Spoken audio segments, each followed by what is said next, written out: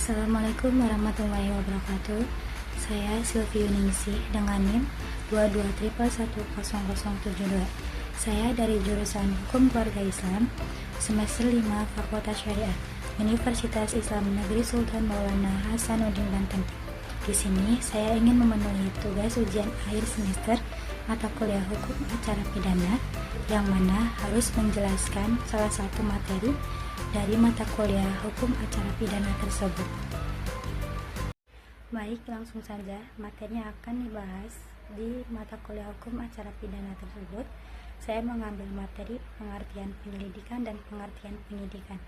Yang pertama yaitu ada pengertian penyelidikan, yang kedua pengertian penyidikan, yang ketiga ada tahapan penyelidikan dan penyidikan, dan yang keempat ada teknik dan metode. Yang pertama yaitu ada pengertian penyelidikan. Apa sih penyelidikan itu?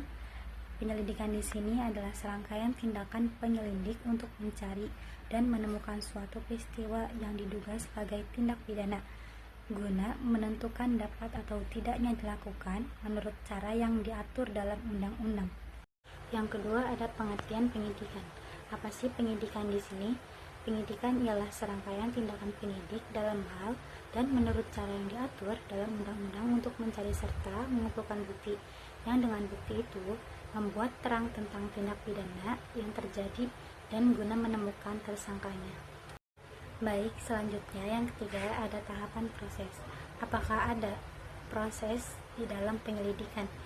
Yang pertama itu ada tujuan, yaitu untuk mengumpulkan informasi yang menentukan apakah ada tindak pidana, yaitu langkah-langkah tersebut ada 3.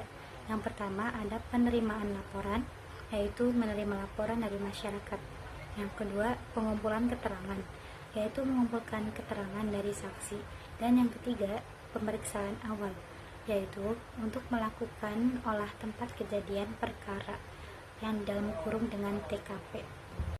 Selanjutnya, tidak hanya tahapan proses di dalam penyelidikan, dan di penyidikan juga ada tahapan prosesnya, yaitu ada tujuannya. Yang pertama untuk mengumpulkan bukti yang menentukan apakah ada cukup bukti untuk menuntut langkah-langkahnya.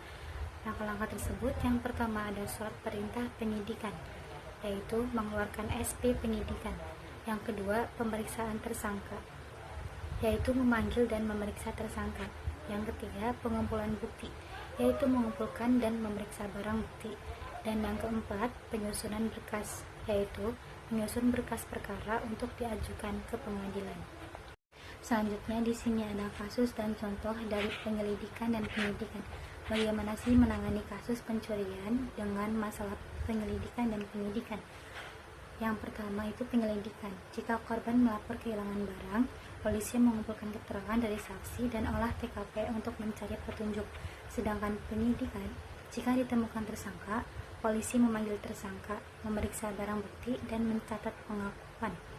Dan kasus kecelakaan lalu lintas, jika ditangani oleh penyelidikan, setelah kecelakaan, polisi melakukan olah TKP, mengumpulkan informasi dari saksi, dan mencatat kondisi jalan.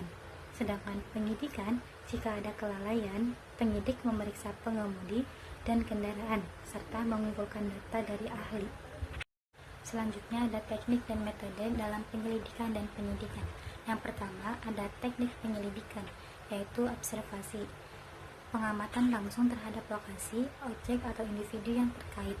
Yang kedua wawancara, mengumpulkan informasi melalui interaksi langsung dengan saksi atau tersangka. Yang ketiga pengumpulan bukti, teknik untuk mengidentifikasi, mengumpulkan dan menyimpan bukti fisik. Yang kedua ada metode penyelidikan. Yang pertama metode kualitatif, fokus pada pemahaman mendalam melalui wawancara dan observasi. Yang kedua metode kuantitatif, penggunaan dan statistik untuk analisis dan pengambilan kesimpulan. Dan yang ketiga metode analisis kasus. Di sini mengkaji kasus-kasus sebelumnya untuk mengidentifikasi pola. Baik, kesimpulan dari materi penyelidikan dan penyidikan bahwa dapat disimpulkan penyelidikan dan penyidikan memerlukan penerapan teknik yang tepat dan metode yang sistematis dengan mempertimbangkan etika dan tanggung jawab yang tinggi untuk mencapai keadilan dan keakuratan. Di setiap langkah dalam proses ini harus dilakukan dengan integrasi dan perhatian terhadap hak semua individu yang terlibat. Mungkin itu saja yang dapat saya sampaikan dari materi penyelidikan dan penyidikan mata kuliah hukum acara pidana. Kurang lebihnya mohon maaf. Wassalamualaikum warahmatullahi wabarakatuh.